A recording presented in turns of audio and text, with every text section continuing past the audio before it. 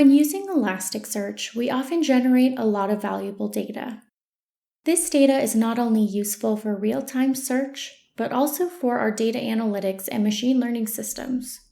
However, oftentimes the primary data sources for these analytics and AI systems are relational databases like BigQuery, Postgres, or even Snowflake.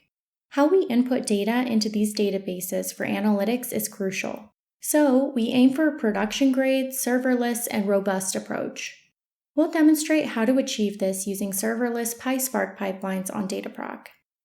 Dataproc is a service for the Hadoop ecosystem and includes compatibility with projects like Spark, Hive, and Pig.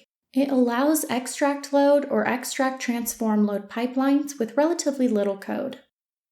Moreover, in the case of Google Cloud, it can be used in a serverless way.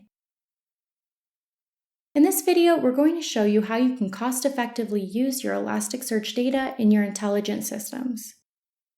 Let's go ahead and get started. For the sake of time, we've already set up an Elasticsearch instance and a Postgres instance on Google Kubernetes Engine. We'll link to instructions for installation in this video's description, and we'll be providing all code in the same GitHub repository.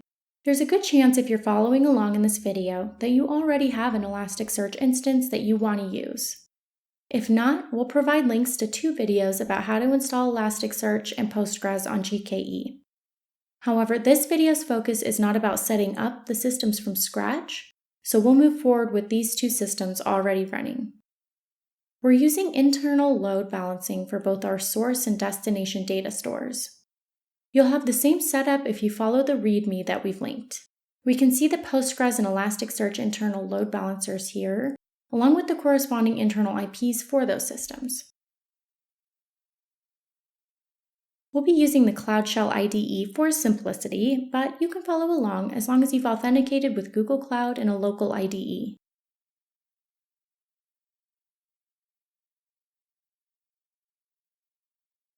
Firstly, let's set up our Elasticsearch instance with some data.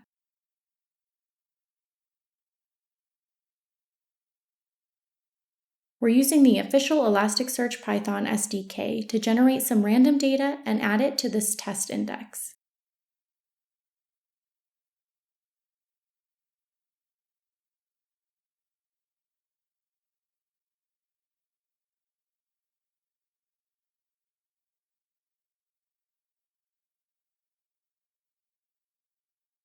To ensure that the script can see our Elasticsearch instance, we need to perform a port forward to that instance.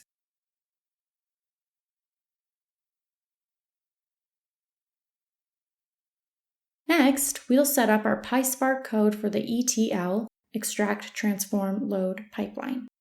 In this code, we follow the read, transform, write pattern, which is common with Spark.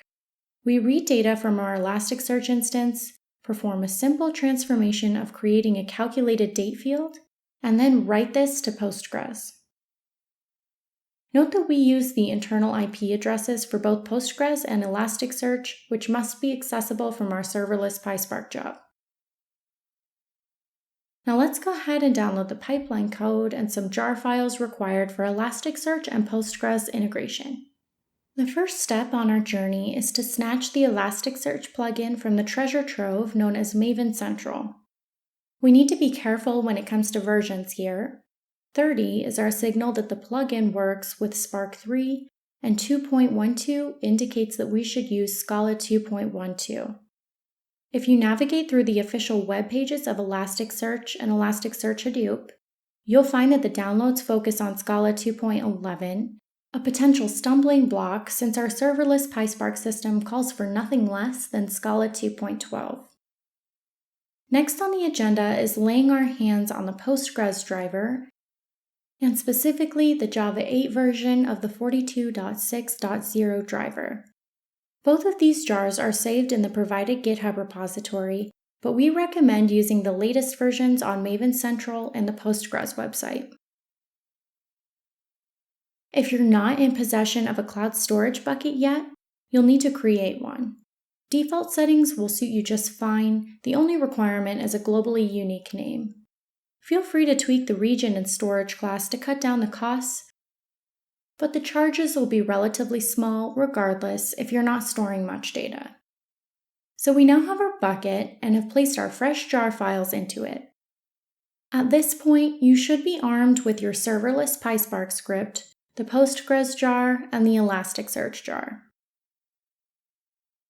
The last piece of the puzzle is to make sure we have Private Service Connect for our VPC in this project. This is an essential networking bridge between the serverless Google Cloud systems and our VPC local Google Cloud resources. Allocate an IP range and use it in the Private Service Connect if your project doesn't have that already.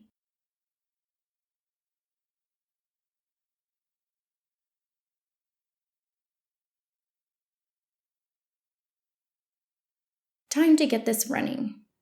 Jump into Dataproc from the main menu, or Search, and initiate a new serverless job under Serverless Batches. We're harnessing the power of PySpark, Scala 2.12, and Java 11 for compatibility. Specify the files that we uploaded to Google Cloud Storage. Also, ensure that you're using the VPC that you equipped with Private Service Connect.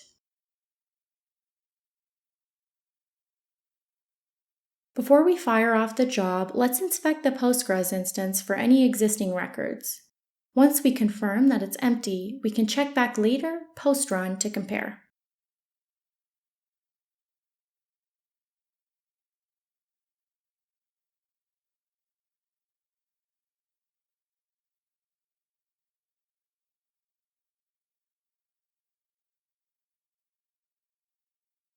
As suspected, our database is as blank as a canvas.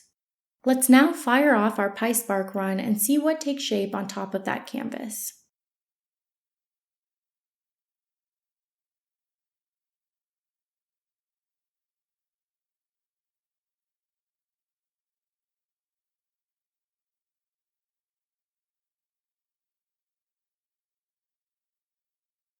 Once the job is completed, we can sanity check the logs and then do a quick check to confirm our data haul. That's all looking good. We have the original index information from Elasticsearch, along with the field we added in our transform step of our ETL pipeline. The costs associated with this pipeline will typically be significantly less than more traditional pipeline services, since you're only paying for the compute that you're actually utilizing during the pipeline run. We hope you found this Elastic ETL pipeline pattern enlightening, and we'll keep an eye on the comment section for any questions. Thanks for watching, and please enjoy responsibly.